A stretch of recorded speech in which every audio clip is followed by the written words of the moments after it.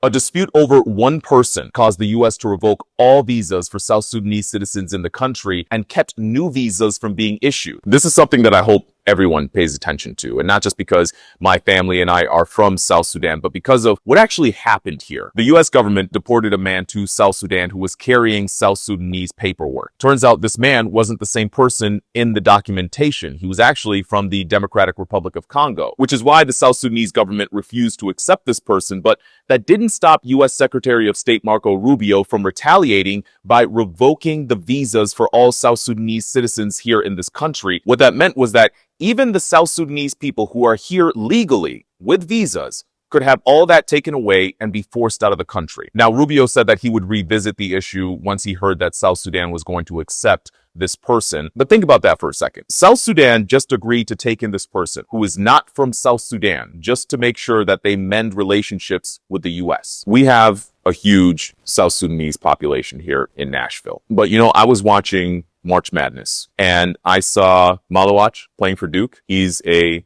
South Sudanese citizen. He played for the South Sudan men's national basketball team. He's here under a legal visa, but because of Rubio's decision, he runs the risk of being deported over something that happened thousands of miles away in a different continent. This is a projected top 10 NBA prospect that could be deported. And he's not alone. I mean, there are plenty of people out there wondering if they're next. I want to make sure something is very clear. This is not a South Sudan problem. South Sudan is still one of the youngest and poorest countries in the world, and they are on the brink of civil war. And so there's a lot of things that South Sudan is trying to handle at this point. At any point, the U.S. government could have reviewed the documentation a little closer to see if this person in front of them who is being deported was actually the person who was in the documentation. It took until it got to South Sudan and this person was there for them to say, that doesn't look right. I don't know.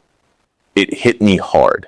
Like, my immediate family were citizens here in this country. But I think about all of the people who are here in this country because they were escaping a war-torn environment, wherever they may have been. And they try to go through the process of becoming citizens. And now that process is becoming much harder every single day. There are fewer resources to make sure that you can become a citizen in this country. And even for the folks who are trying to do it the right way, even those folks at the blink of an eye can have all of that taken away. My question, of course, is what other countries are we asking this of? I ask this because I want to understand the logic behind singling out one of the most vulnerable countries in the world.